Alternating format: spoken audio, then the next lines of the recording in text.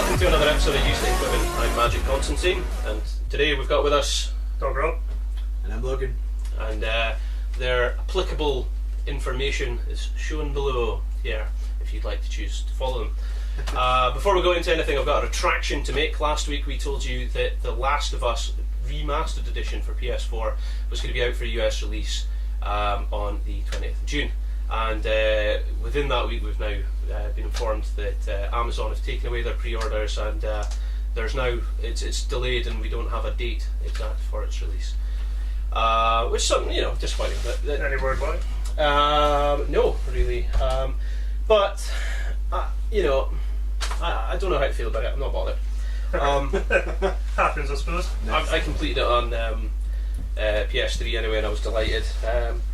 Although, that's all I'm going to say about that just now. That's enough. So we've got a topic that was kind of in discussion this week with the advancements in tablets. We've got the iPad, iPad 2, iPad 3, Mini, Air. We've got Nexus, a million different types of them. Galaxy Tab Pro, all sorts. And the question was: is there a need for a dedicated console alternative such as the PS Vita or the 3DS? What's your opinion on that? I'm not sure. I think the main reason for it is just money for the business. Like if sales were to go down, they've got like their own tablet for their consoles. Sure. So people are automatically going to assume it'll work better if it's the same make. Well, I mean, as you can see here, there is a new Vita coming out on the May 6th, which is going to be said to be 20% slimmer, 15% lighter. It's got an increased battery life. It's got 7 hours of video play, up from 5. It's compatible with PlayStation Now, the new streaming service, if you've heard about that. And it's got 1 gigabyte of internal memory, and like I say, its release is for the US May the 6th.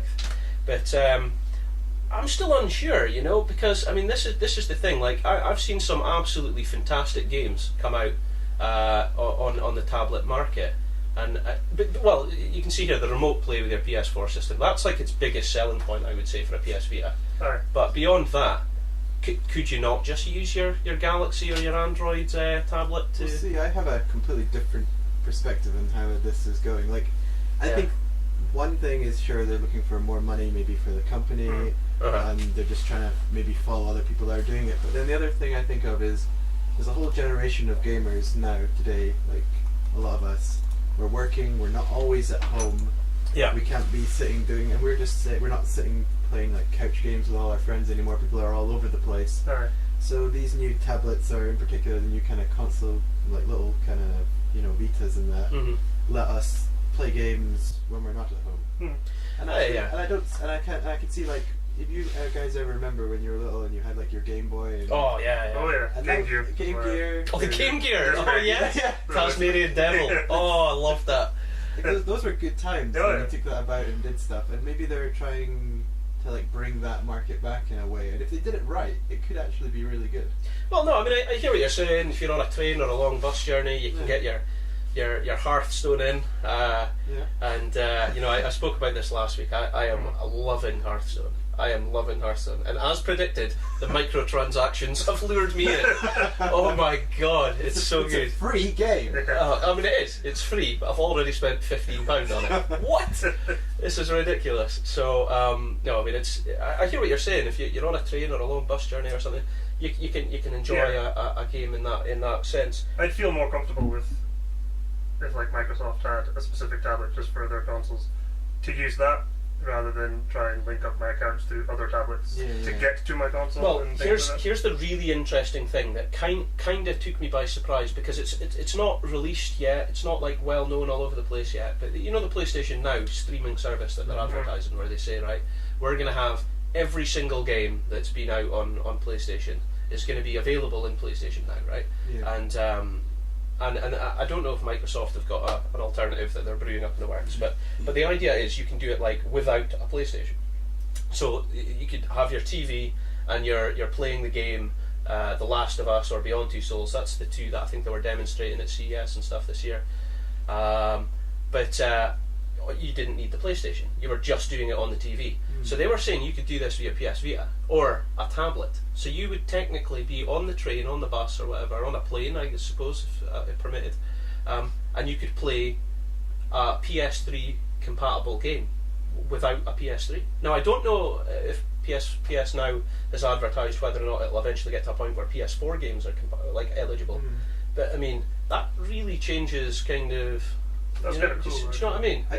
The one thing that's put me off, and I've tried to play games on tablet and that before, is I just don't get either not having a mouse or keyboard or not having a controller. Well, no, I'm glad you brought that up. Actually, there was a company called Razer. Now Razer are like very famous in the PC market for like their super expensive, really advanced controllers, where the Hydra Razer, I think it was called. They had all the mice and the keyboards and headsets and stuff. They're metal. But they've got like things that look like the PlayStation Move, that are like joysticky movie things, but they're so expensive.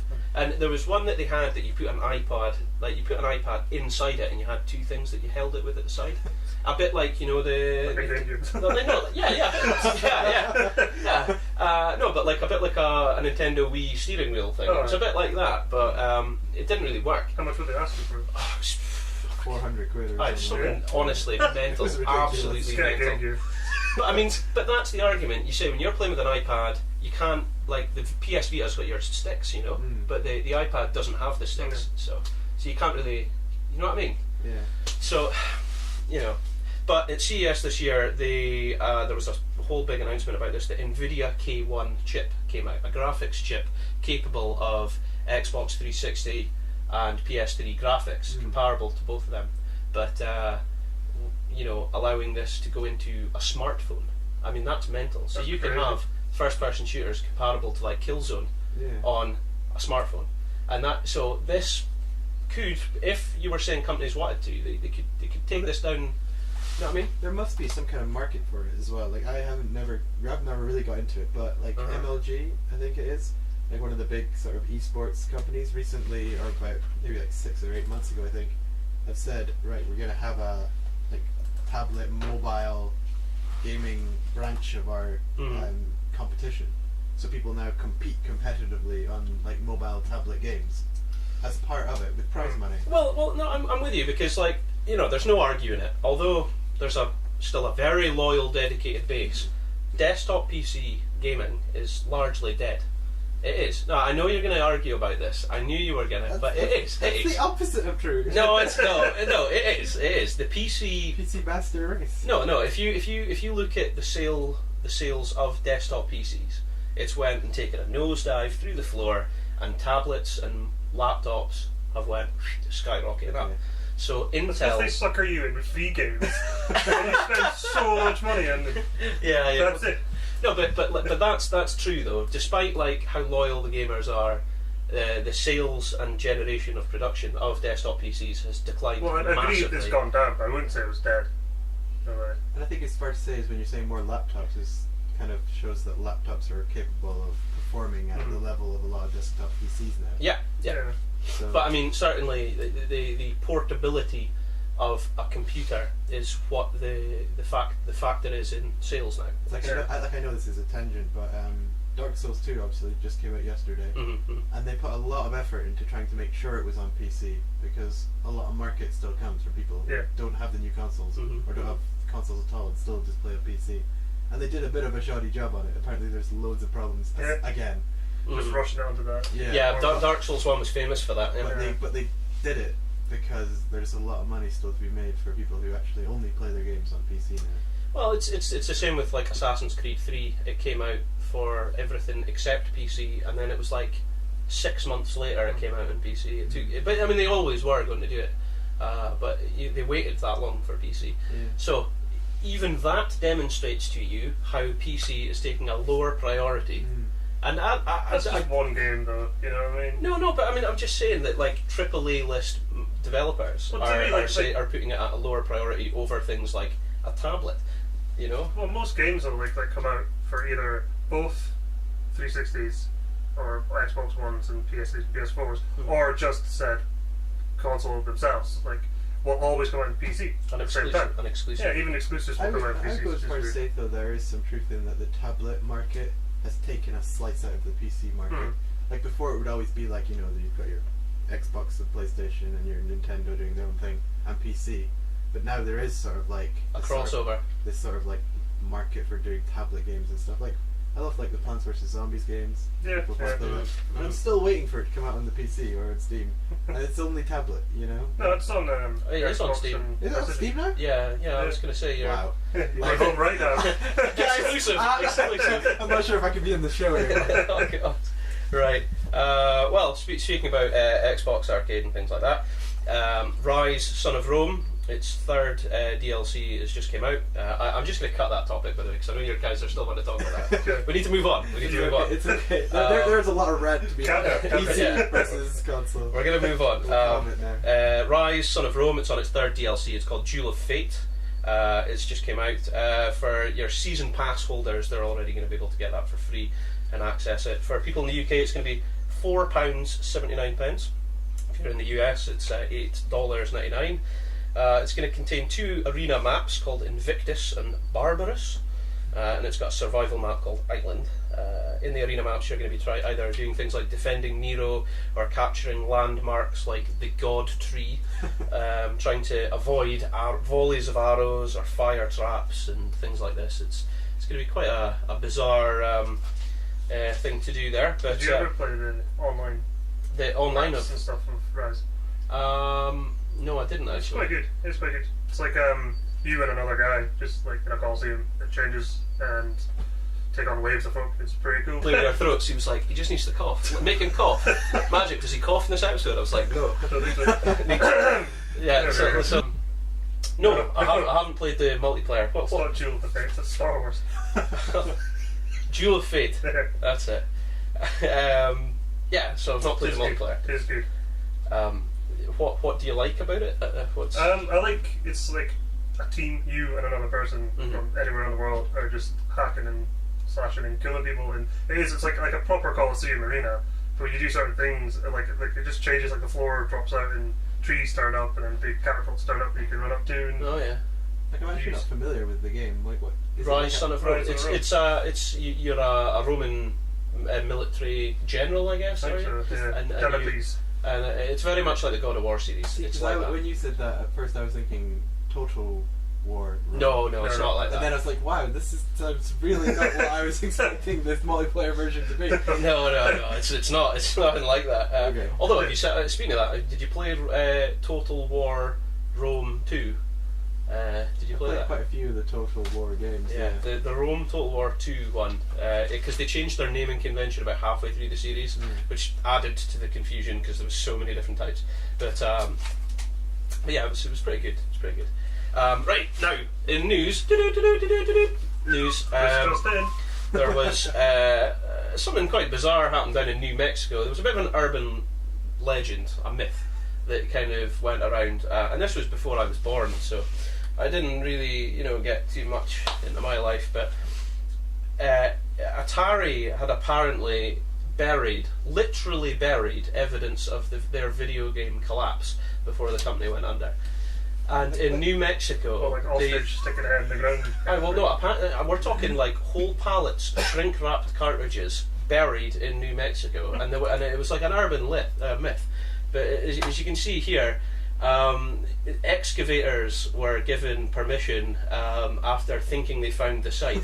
They found E.T. in the landfill. That was it. I think it was the E.T. game. Yeah. Apparently, this was voted as literally the worst video game in history.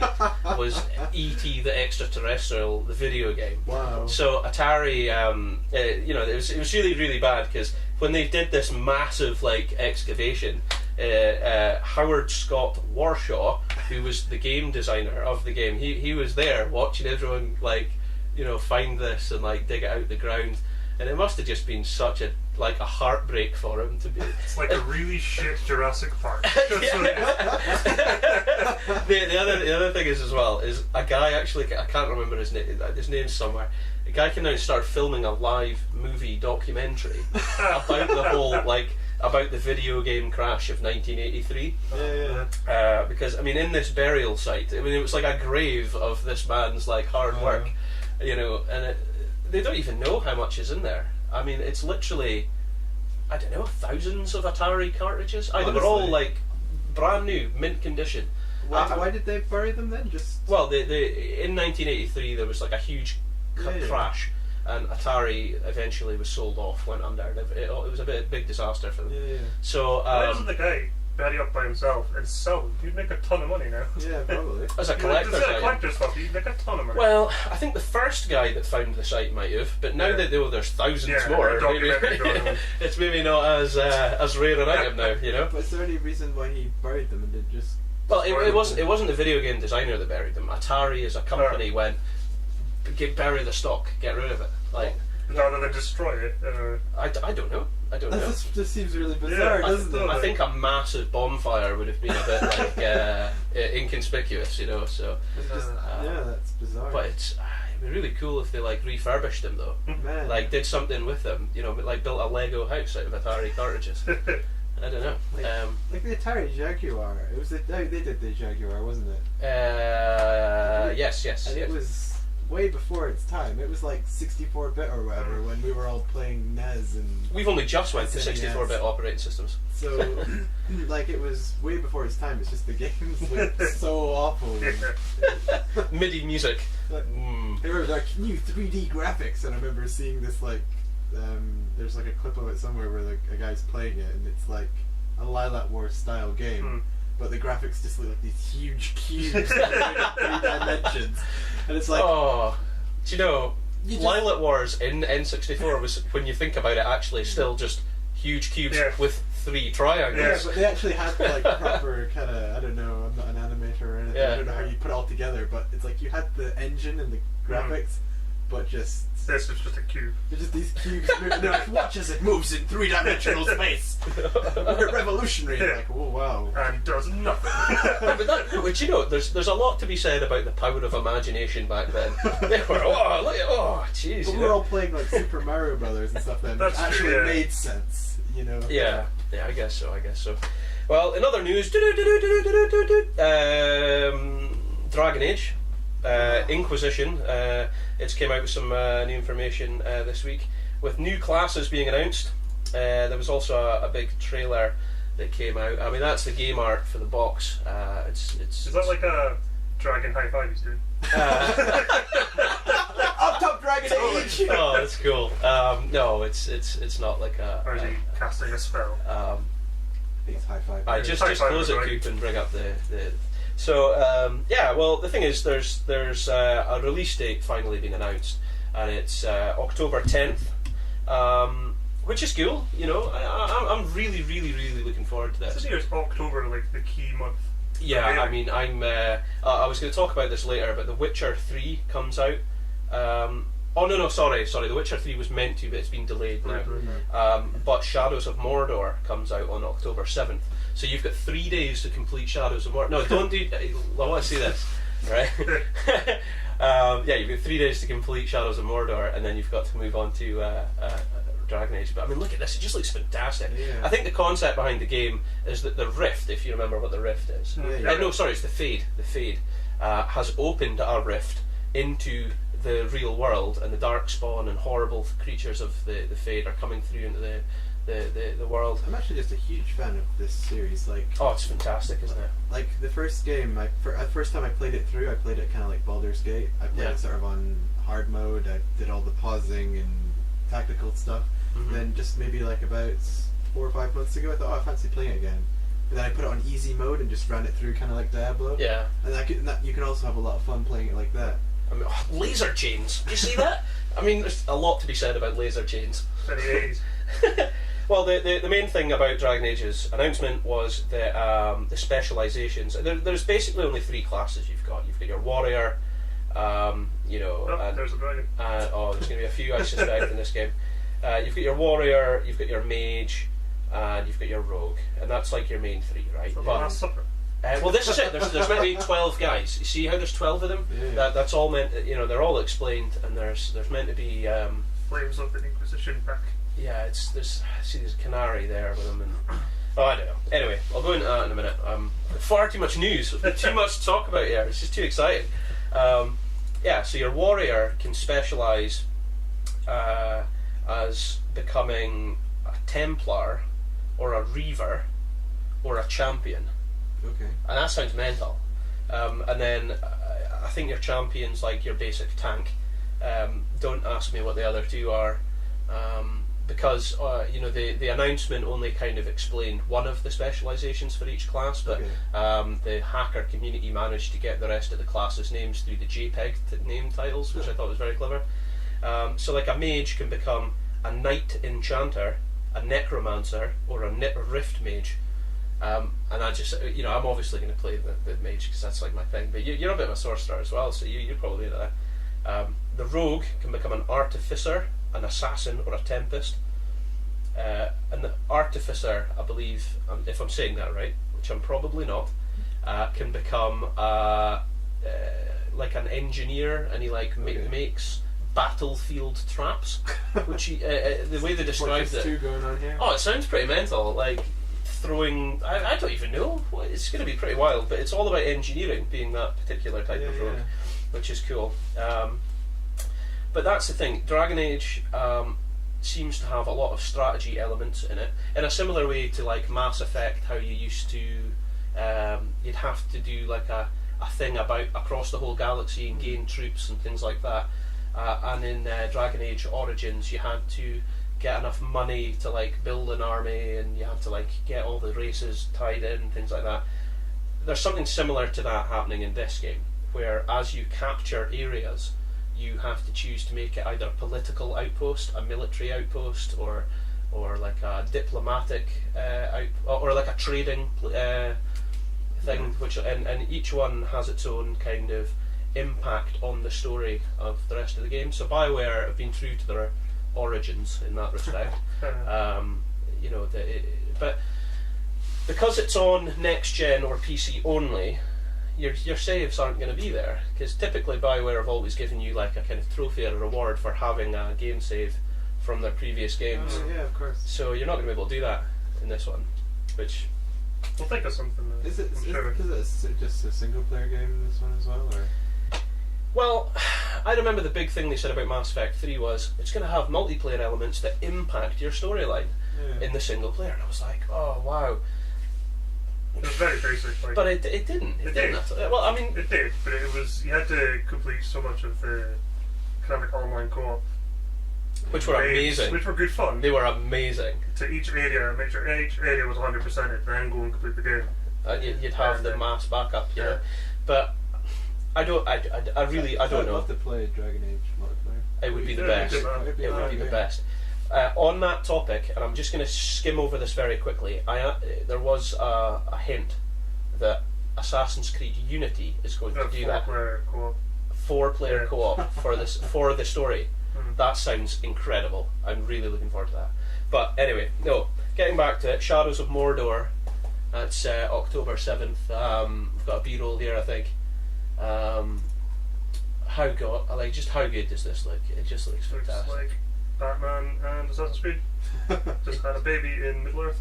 That would be awful. No, this looks good. Amazing. That's one deadly kid. The thing is, like, so I think the basic concept of this is this guy is slowly becoming. No, he was murdered. Yeah, I'm pretty sure he was murdered. Becoming a wraith. And no, it was a wraith of vengeance.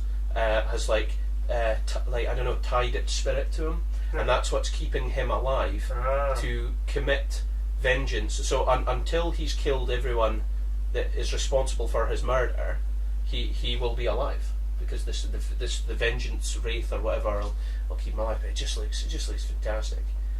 But they've got this whole Tempest engine. No, that's not what it's called. No, Nemesis engine running in the background, and I mean, it just looks pretty delicious. Have you heard much about this, Logan?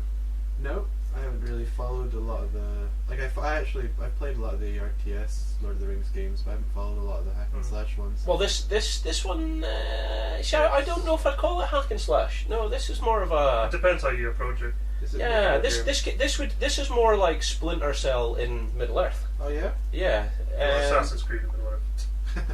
Yeah, because you're very much because you're meant to be like control. Because didn't folk from like Ubisoft or something complain when they saw like a clip of this, and it was just the exact same kind of movements in stuff as. Well, that scene S2. there where he's killing like 50 people looks a bit more like the hack and slash. Well, you know. If you mix it up a bit, if you've got a bit more like strategy to it, because I remember playing. It's gonna have a lot of choose your own adventure elements in this though, because I remember seeing. It's like a pick your targets as well. Yeah, like you can choose to possess a person, and then whilst possessing them, make them go back and assassinate their leader, or you can bribe him and make him like go back and get friends, or you can make allegiances and. That'd be awesome, because actually I love the Middle Earth story and the lore and everything about it. I never really enjoyed some of the other sort of Lord of the Rings games where you're just single person running around slashing things. Oh, do you not remember that on like PS2? I think it's probably the same game, but I think we played it together. Yeah, I think that's what it was. You had to go as one of the Fellowship. Like you were either like Legolas or you were Boromir and things, and like a cave troll would come in and you'd be like, oh, that was ridiculous. I did really enjoy that. Are you joking? That was like my favourite game. I loved that game. You eventually learned that if you held like R2 and press square when they hit them, you could just kill anybody. It was like Troll Bane, Orc Bane, Goblin Bane, and if you had them all, you could R2 square on anything that hit you, and you'd kill them. Yeah, I did. That was good. I didn't get into that, but if it was like Arkham Asylum / that's what it seems to be. Assassin's Creed kind of style game, but in Middle Earth, I'd be 100% down for that. Totally. I really did like the. I love that. Oh, well, that's maybe the one I'm thinking about with all the Banes. Yeah. For me, it's either you need more strategy or it needs to be just completely mindless. Like, what's the name of that Dynasty game? Warriors. Dynasty Warriors! That's too mindless. For me, it has to be one or the other. Design your game around. No, but the thing about Dynasty Warriors, it was ridiculous. One swipe and you would just see the number in the corner go from 1 to like 50. 50 folk dead, 100 folk dead, 1,000 folk dead. Dynasty Warriors just went off the chart on ridiculous. I mean, did you not have like special powers as well? That if you killed, I don't know, like 1,000 people, you could just push like all the buttons, and a shockwave would come out and flatten the battlefield. That's what you were, but yeah, that's not right. And that's real. Like that's how Chinese war went down. That's why we didn't fuck with the Chinese and the Japanese back then. Man, like a general would come along, you'd hop in his horse, and once you were on a horse, unstoppable, you're just riding through them all, swiping your sword. Oh my god, I forgot about that game. And they gave you a bow and arrow, but you never needed it. You never needed it. You fire an arrow that go through like 80 people. What a game. Shadows of Mordor, take note. That's what we want. So we got a question in from @ZebraGunWar again. Thanks for being a regular follower. If you had to live in a games universe, which one would it be, and why? Douglas Rock. I don't know, off the top of my head, probably Assassin's Creed. Ooh. Why that? I don't know, run around, rooftops, killing people. Any excuse. Well, for me, it probably would be Dragon Age, to be honest. I just think that being a mage, well, mind you, being in the circle of magi wouldn't have been a great place to be, because the Chantry and the Templars kind of locked you down pretty like in a big way, and the Darks. Yeah, and they basically had that. A hellish world, honestly. Well, Dragon Age. I'm fascinated by the Fade and the magic and the dragons and all that. I think it'd just be a great universe to live in. Although, knowing my luck, I would most definitely catch that Darkspawn disease and like be like, oh, there's no malaria tablets. Get dunked. And end up dead. It wouldn't be good. What about you, Logan? What would? Well, you see, for me, it's two very different questions that you could take this. Like, one, I would love to be like the guy from Assassin's Creed, but then living in most of the Assassin's Creed worlds is just like. Oh no, you could be the Desmond guy. No, that's not fair to say. Assassin's Creed's about a Templar organisation that rules the world and has basically all society crushed under its fist. That's real life, isn't it? Right enough. There's no such thing as the Illuminati. Right. The first rule of Illuminati is you don't talk about the Illuminati. No, but I think kind of barring my childhood wish to be a Pokemon master. Oh God! I would probably something like, I love this the world in Final Fantasy 13 Lightning Returns where everyone's immortal but the world has a certain amount of time to live.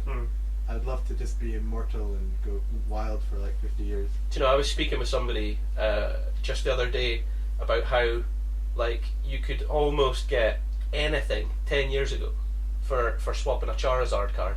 Oh yeah. like here. I refuse to swap mine. Still banking on trading that in for something I need in life one day. Oh God, a literal get out of jail free card to a Charizard card. Oh my God. Yeah, because I was at someone's house and they managed to pull out of like a drawer. They had it ready, which was surprising. Yeah. Just speaking about it off topic, he pulls it out and he's got like, I've got Raichu, Dark Raichu, I've got this Raichu. I was like, bloody hell. Well, let's be honest. Very impressive. Well, let's be honest, we all want to be Pokemon masters. Would you have the Pokedex in the back pocket? And oh my gosh. Just have like a... Would it not get really annoying though? Every 5 minutes trying to cross a park and getting zapped in the ass by a Raichu. Yeah, but that's why you have your own Come Pokemon. on, fuck off! You're just throwing that out. You just whip out a gun and shoot it. It would be a very violent world. Balls on it, just blow its face off. It would be a very violent world. A lot of animal cruelty goes on in Pokemon when you think about it. Like literally, it Like would be. capturing tiny, like helpless animals and walk them in a ball and use them to fight. It's illegal in this country. Oh. Yeah. Vader's after you there, man. Vader's after you. Yeah, it would be a very, there'd be an RSPCP for Pokemon. Yeah. Anyway, so, off topic there again. That went wildly out of control. We tangented in a bizarre fashion. The live interactive trailer for the new game Evolve came out. It was either yesterday or the day before, I'm forgetting the days. In which we saw the 4v1 gameplay against the announced creature, which we know as the Goliath. Wonder why they called it that. Yeah, well, you see, the thing is, we don't know how many creatures there's going to be in the game, and we don't know what they're going to be like. You can see here from this B-roll that Coop's put on for us. This is quite near the end of the fight, and he's kind of a lot more evolved now, hence why he's got some more powers and able to jump around and things. So you've got your 4 classes. You've got your Assault class, when the guy's called Markov. You've got your Trapper class, which is able to kind of track the creature, and his name's Griffin. You've got your Medic called Val. You've got your Support class, which can call in airstrikes and things like that, and called Hank. It's made by the Left 4 Dead developers, and I kind of disagree with naming characters, because kind of takes your person away from it. Yeah, that's exactly right. Like, from an RPG element, I know it's a first-person shooter. It's meant to be just a game for fun, right? But like, I like having my own spin on it. Like in Halo, you put your own armor on. And your armors and your emblems. I mean, that was cool. You know, that was a first-person shooter where you got to do your own thing, and it was multiplayer. Right. Why do you have to? I could see the argument against that as well, though, because if you have all the characters named, like, you can feel more immersive if all your characters are like voice acting, calling each other names, and Well, I think they're going to do that. There's no actual campaign, like you're saying, so it might be. Yeah, because you'd be like, Val, get over here. You'd be like, yeah, Val, what are you doing? Yeah, totally. Yeah, but I'd rather go, Logan, quit being a prick. You're meant to be over here saving me, you know. But you could be saying that to me on TeamSpeak or whatever anyway. Yeah. And the game would still be immersive when they're calling each other by their names, by like things like that. See, there is 2 sides to this argument. I personally would like to customize. I'm with you. I customize. I agree. I actually prefer that. I'm just But I see what you're talking about, like having, since there's no campaign, having. Yeah. Beyond that, that's the only kind of state of complaint I have for this, is that. My state of complaint is it's another first-person shooter. I know it's trying to be different, even though it's doing something that's already been done.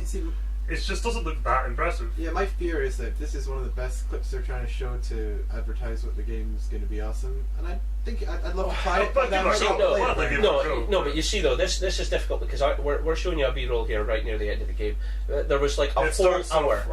There was a whole hour of that creature landed, and when it initially lands, it's weak. You guys could bore you to death, chasing for an hour. So he has to disappear in the woods. He like legs it. So is there other objectives for the party to do while they take it down?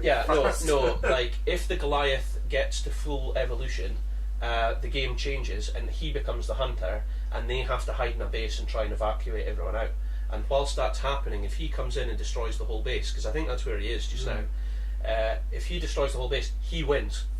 And otherwise, the game is just like whoever's the Goliath ultimately loses. So they try and do it that way. But if it's if they are able to kill him before he becomes full evolution, then they win and stuff. So there is minor objectives. I just feel if this was like a mod to some game that I enjoyed, I'd probably enjoy giving it a shot. But as the game standalone, you get bored of it pretty quickly. Yeah, there'd have to be a lot of variety in how we'll that have to scenario see could go. what the different creatures are. We don't know enough. We don't know enough. Nah. I don't know enough. But what I'm seeing, I'm not too bothered either way with it. Feels probably the same. In other news, Star Wars. You hear the news about that? Indeed. So they basically announced that everything I think they worded it along the lines of the extended universe has been deemed uncanon. So it's just sticking to the movies. So the 6 movies that were released, they're saying is Star Wars.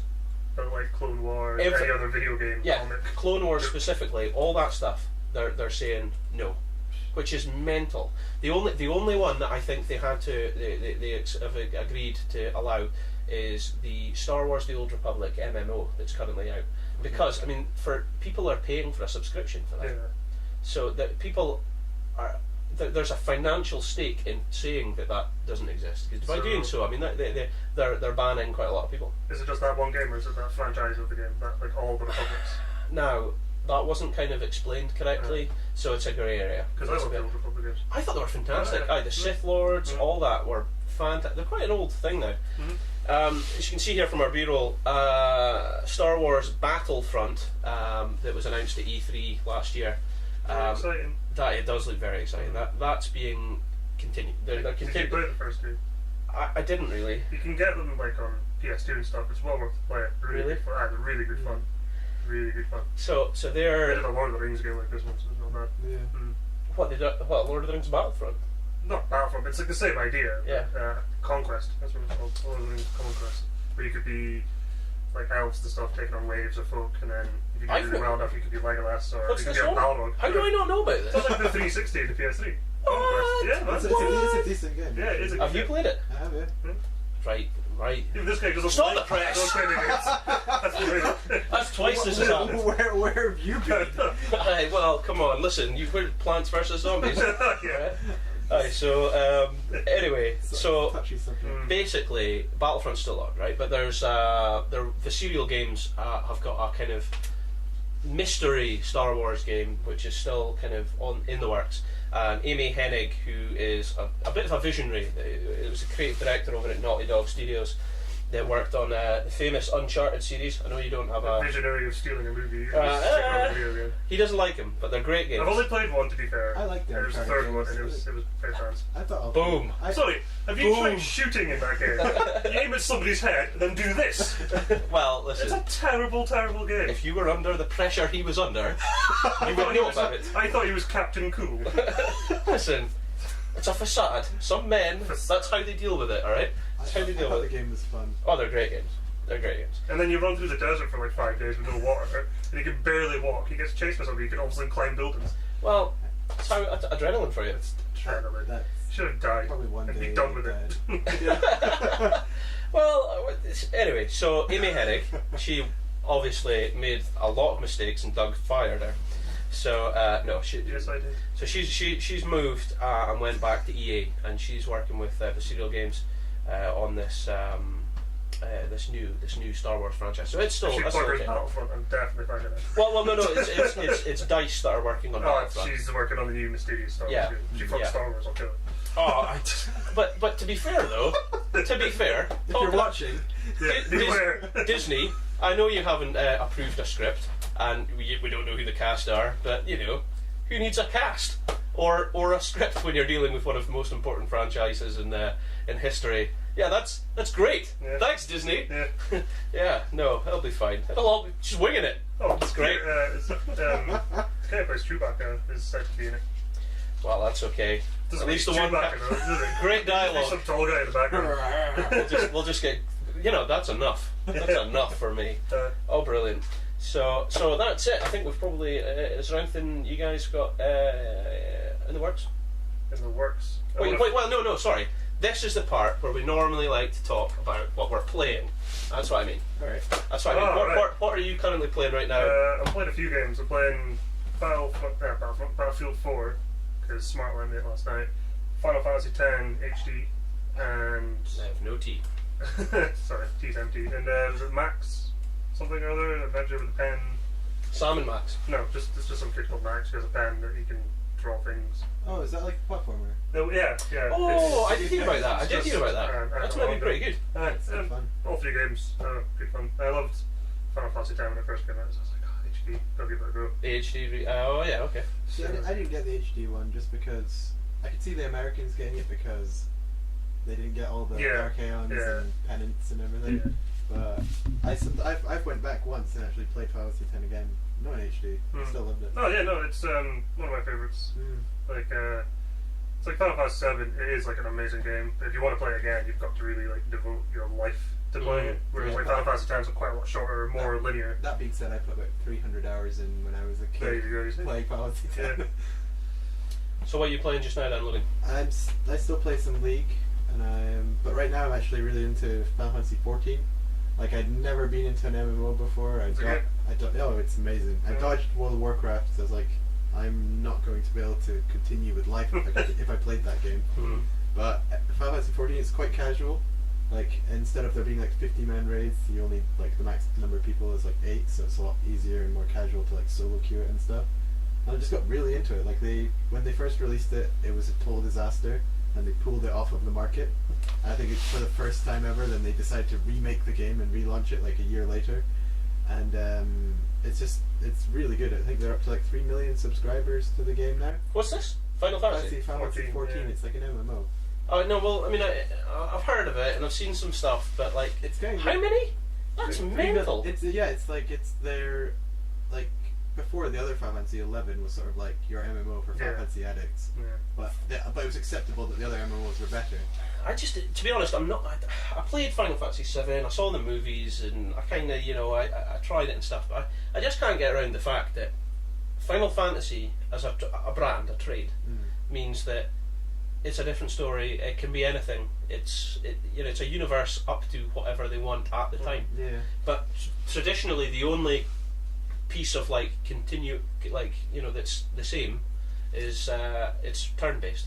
That's like the thing. Yeah. Except the new Final Fantasy like 13 isn't even really turn-based. No, it's not too turn-based. And I remember speaking on a UseTheInkRibbon a while ago when Spencer used to host. He was a mad fan for it, and he was going on about like lightning. He's going to be back. Yeah. She. There you go. That's how much I'm in it. But other than that, I can't get my head around it. Yeah, I've actually really enjoyed the Final Fantasy 13 series. Like, I know it doesn't really feel like Final Fantasy, and if you want a Final Fantasy experience, go play like Bravely Default, which is actually quite a fun game. But the they're mind-numbingly long though. All their games Final aren't. Fantasy 13 is good. It's a lot of people complain. it's a really, really slow starter though. Yeah. Probably one of the slowest starting Final Fantasy games ever. But once you kind of got into it, I really enjoyed it, to be honest. And the MMO though, everyone should give it a shot. It's like casual, it's fun. They are adding new stuff to it all the time. It's a great game. Well, okay. So what are you playing? What am I playing? I'm playing Hearthstone. A lot of it. Losing your money. And the games as well. I don't seem to be a great player at it yet either. I think it's just because I'm a little inexperienced. I'll suss it out. I have made a few noob mistakes on my turns, where they've only got 1 health left and I've got 16, and I'm like, I've got them, got it in the bag. If you had Crimson Hellkite, it'd be much easier. No, that's Magic the Gathering, and I've maybe mentioned this in past episodes before. He's the guy that stole my Crimson. Sorry, I shouldn't say stole. Sold me. No, in fact, I sold my Crimson Hellkite to him for a packet of Doritos without realising. An exchange went down. I opened up the Magic card pack that had the Crimson Hellkite. Hey, listen, before we're going to get stuck in semantics, alright? But, so, I don't know, I'm playing a lot of Hearthstone. I've got your God of War Ascension to fire through there. I was playing Stick of Truth to death, but I'm putting it away now, putting it to bed until there's a new story-based DLC. So I've got that. I don't know, I still haven't actually finished Killzone. The new Shadowfall. Yeah. I still haven't actually finished that. But again, that's a first-person shooter, and I know what you'll be like with it. So. No, don't get me wrong. I like first-person shooters. It's just, I hate when they're like, "Oh, this is so new," and you play it. It's the exact same thing. To be fair, I kind of thought that. And I never finished Knack either, but that got a bit boring. Yeah, Knack got a bit funny. So, but that's it, and I think that's all we've got time for. Join us next week, where we'll have potentially different co-hosts. We'll find out. We've signed up to Loot Crate now, so they'll be coming in. So when Loot Crate comes in when it's delivered every month, I'll be opening that on cam, modelling it, whatever it is. 37. Have you heard about Loot Crate? Yeah, of course. Yeah, I mean it looks pretty good. So I've got. Are we getting sponsored by Loot Crate? And we've got quite a lot of Kickstarter things that'll be arriving, and they'll be arriving probably a week apart of each other. And as they come in, we'll be demonstrating them here, showing off the new prototypes. And there's one particular episode we've got planned that I think you guys are gonna enjoy, which will be quite ridiculous. I'm just going to refer to it as the wet t-shirt episode. So stay tuned. Use the ink ribbon. I've been Doug Rob. This is Logan. Ink ribbon. Alright, catch you later.